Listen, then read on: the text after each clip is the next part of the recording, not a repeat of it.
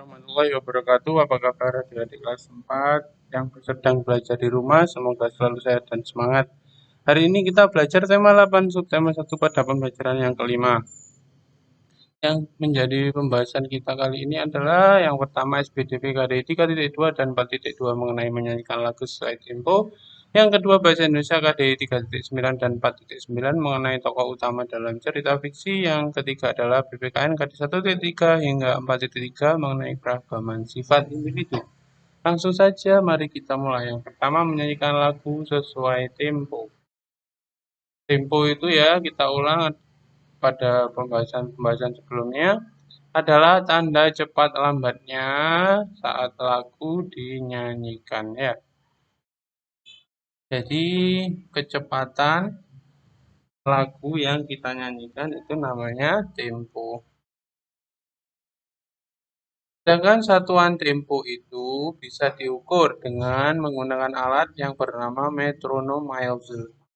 Seperti ini ya alatnya ya. Dengan satuan mm.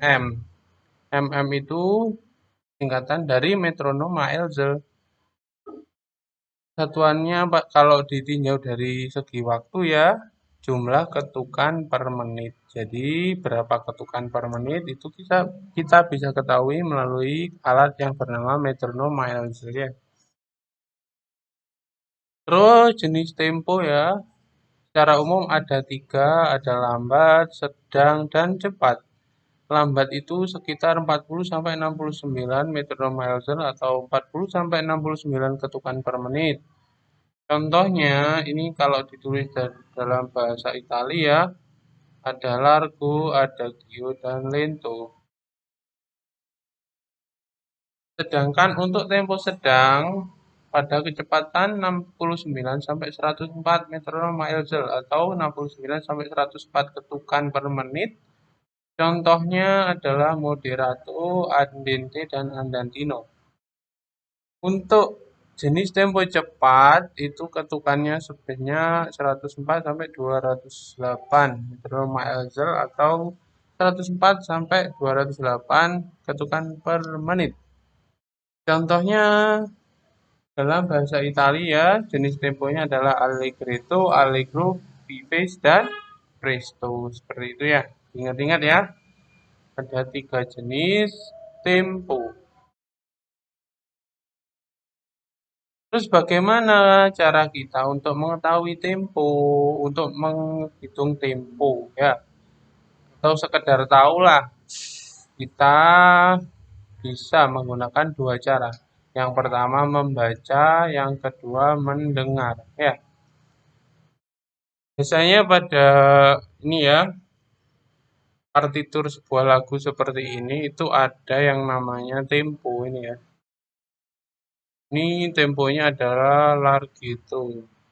Jadi di sini dinyanyikan dengan tempo larghetto seperti itu ya. Kita cari di pojok kiri atas di bawah judul lagu di kertas partitur itu ya, atau di gambar partitur. Sedangkan cara kedua adalah mendengar, yakni mendengarkan sebuah lagu ya. Terus tepuk atau ketuk kaki dan perhatikan seberapa cepat bunyi itu akan melaju. Nanti kita praktekkan ya. Kita gerak jalan di tempat gitu ya. Jalan di tempat dengan menggunakan lagu. Nanti seberapa cepat dan lambatnya lagu itu akan diketahui ya. Ini ada contoh lagu Dondong Opo Salak. Nanti videonya di pause dulu ya, kalian catat. Terus cara menyanyinya kurang lebih seperti ini.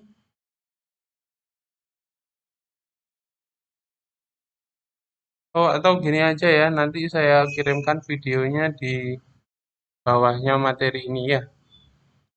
Baik, kita lanjut pada pembahasan kedua ya, tokoh utama dalam cerita fiksi. Tokoh utama kemarin itu ya adalah tokoh yang memiliki peran sentral pada jalannya suatu cerita. Jadi perannya itu sangat penting ya. Perannya itu memegang ini peranan penting dalam sebuah cerita.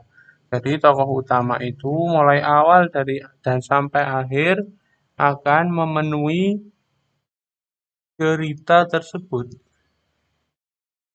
dan paling banyak diceritakan tentunya ya dan paling banyak muncul.